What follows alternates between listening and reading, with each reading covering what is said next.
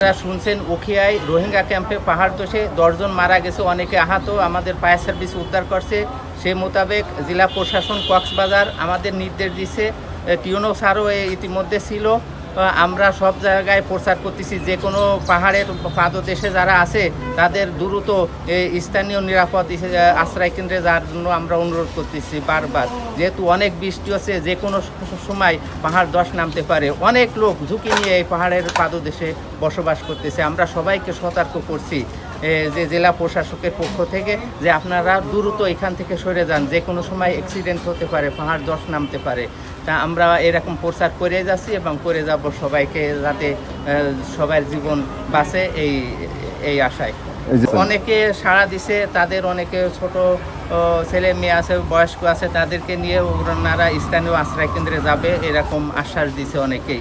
বলছে এই ঝুঁকি নিয়ে আমরা থাকবো না, যেহেতু উখিয়ায় অনেকে মারা গেছে, অনেকে কিন্তু আশ্রয় কেন্দ্রে যাওয়ার জন্য প্রস্তুতি নিচ্ছে আমরা এই প্রচার করাতে। আপনারা জানেন ইতিমধ্যে ভারী বর্ষণের একটি আশঙ্কা প্রকাশ করা হয়েছে এবং আবহাওয়া অফিস থেকে আমরা সতর্কবার্তা পেয়েছি।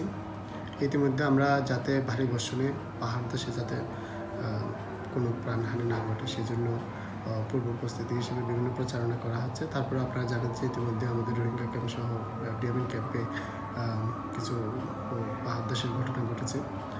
আর ইতিমধ্যে আমাদের যে এলাকাগুলো, বিশেষ করে শহর এলাকার লাইট হাউস পাড়া এবং যে পাহাড়ি এলাকাগুলো রয়েছে, সেই পাহাড়ি এলাকাগুলোতে আমাদের বিভিন্ন টিম করে দেওয়া হয়েছে এক্সিকিউটিভ ম্যাজিস্ট্রেটদের নেতৃত্বে। সেখানে পুলিশের সদস্য রয়েছে, এখানে আমাদের সিপিবির সদস্য রয়েছে, এবং ফায়ার সার্ভিসের একটি টিম সহ আমরা সবাই মিলে যৌথ একটি টিম, ওই বিশেষ করে ঝুঁকিপূর্ণভাবে যারা বসবাসরত আছে তাদের ওখানে তারা যাতে সরে যায় এবং আমাদের যে নিরাপদ আশ্রয় কেন্দ্র করা হয়েছে সেগুলোতে যাতে অবস্থান করে সেই বিষয়ে প্রচারণা করা হচ্ছে। এবং তাদেরকে যখনই ইতিমধ্যে এখন পরিস্থিতি বলা হচ্ছে, যখনই বাড়ি বসানো হবে তারা যাতে আশ্রয় কেন্দ্রে আশ্রয় নেয়।